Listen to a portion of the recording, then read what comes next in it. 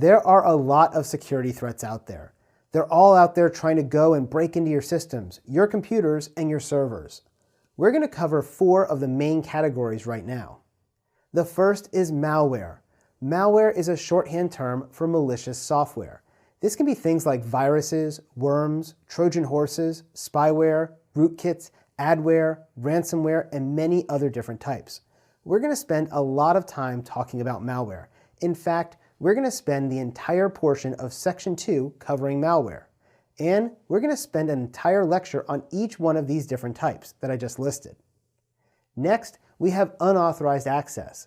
Just like in the last lecture when we talked about authorization, well, if you can break through the authorization, you can gain unauthorized access.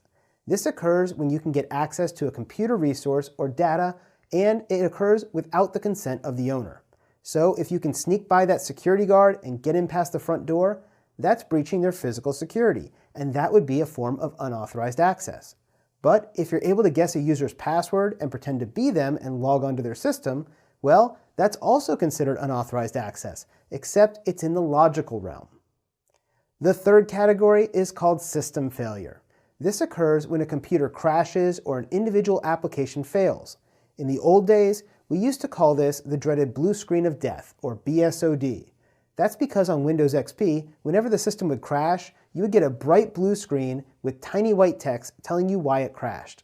And on a lot of Windows systems, this would happen quite frequently.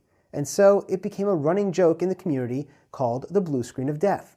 The fourth category of security threats are social engineering. Social engineering is the act of manipulating a user into revealing confidential information or performing other actions that are detrimental to either the user or their company. One of the ways this occurs is through phishing. You might get an email that tells you that you've won money, or that your PayPal account has been hacked, or a myriad of other pretexts. In that email, there's also a link, and if you click that link, it brings you to a login page that looks just like your bank or PayPal or whatever they're trying to simulate.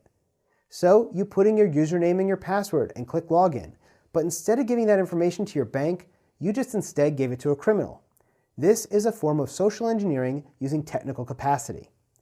Another example would be if I started going to your office and I showed up at the front door with a big brown box in my hands and I'm wearing a brown shirt, like I'm a delivery man. You might open the door and let me pass security to go deliver my package. But I wasn't really authorized to be there. In fact, I don't work for the delivery company. I'm instead just trying to get in your building and pass security so that I can break into your network. Social engineering is a really fun topic to talk about, and we're going to spend some time on this later on in the course.